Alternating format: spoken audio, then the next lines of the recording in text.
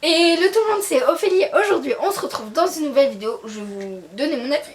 Pardon, j'ai le hockey, donc ça a duré pendant toute la vidéo. Je suis désolée par avance.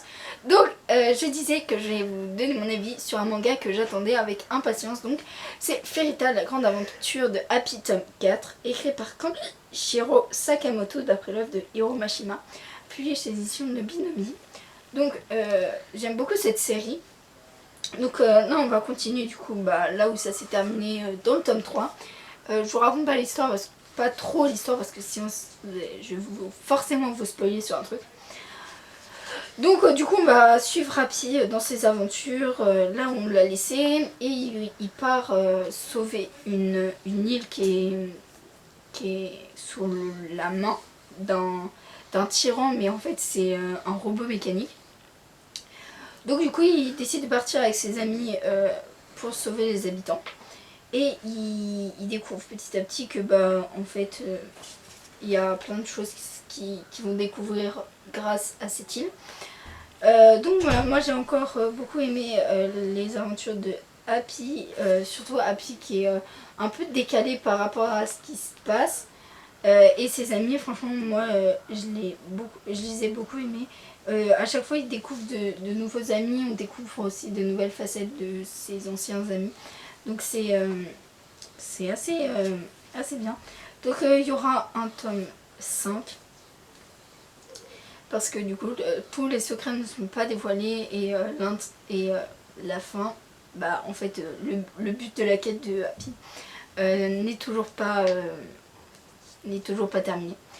Donc franchement à chaque fois ça se termine où j'ai envie que le tome 5 sorte tout de suite et que je puisse le lire, mais ça se termine tellement que en fait on a un creux, on a envie de savoir la suite.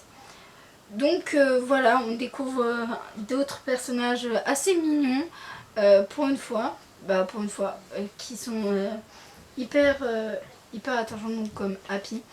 Moi personnellement j'adore quand ils mettent les personnages qu'on va le plus rencontrer dans ce tome, j'aime beaucoup. Surtout qu'ils sont plus mignons, je trouve, quand on les a dans les illustrations du manga. La couverture, franchement, ce que j'ai trouvé dommage, c'est que ça part que d'un quart du manga. En fait, Happy, là c'est le rhinocéros qui s'en sort, et là c'est ses amis. En fait, ça part vraiment, ça c'est juste un quart. Et après, l'autre c'est quand il va partir à la conquête de l'île. Peut-être qu'ils auraient pu faire un mélange, mais après, c'est mon opinion. Mais je la trouve quand même hyper belle, on dirait un peu Happy, le héros de ce sauveur, ça veut rien dire. Le sauveur des habitants de cette ville. Donc voilà, c'est encore une très belle, un très beau tome. Je ne regrette pas du tout de m'avoir lancé dans cette série.